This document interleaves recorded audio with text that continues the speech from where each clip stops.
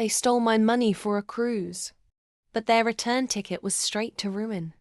Christmas Eve. I walked into my childhood home expecting warmth, laughter, and family. Instead, I found silence.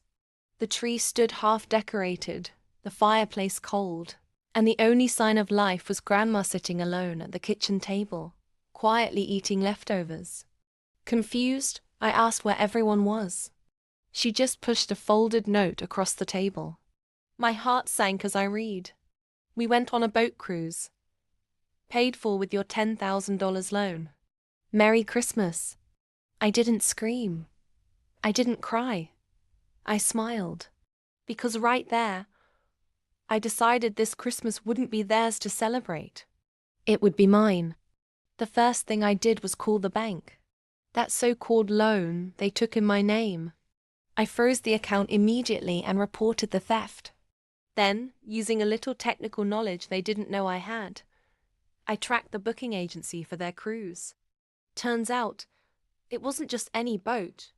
It was a luxury voyage where every transaction, from champagne to casino chips, required the same card they had maxed out.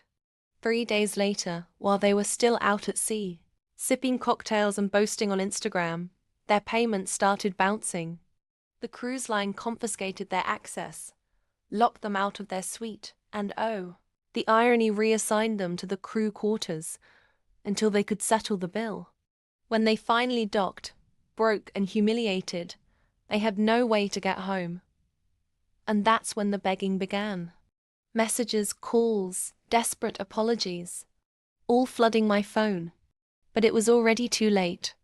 I had moved Grandma into my new apartment, where she was finally treated like royalty. The family house? I'd transferred it into my name, thanks to the unpaid debts they'd racked up using my identity. While they begged for a couch to sleep on, movers were already unloading my furniture into my home. Wild part, I didn't just ruin their holiday. I made sure the cruise company pressed charges for fraud. So instead of posting selfies from a yacht, my parents and brother were posting bail.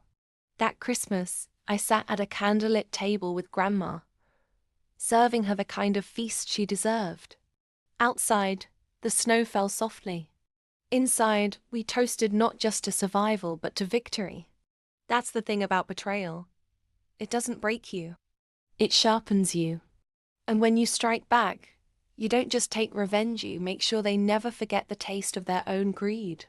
If you loved this story of betrayal turned into ultimate payback, make sure you hit that subscribe button and join me for more jaw-dropping stories of revenge, justice, and unstoppable comebacks.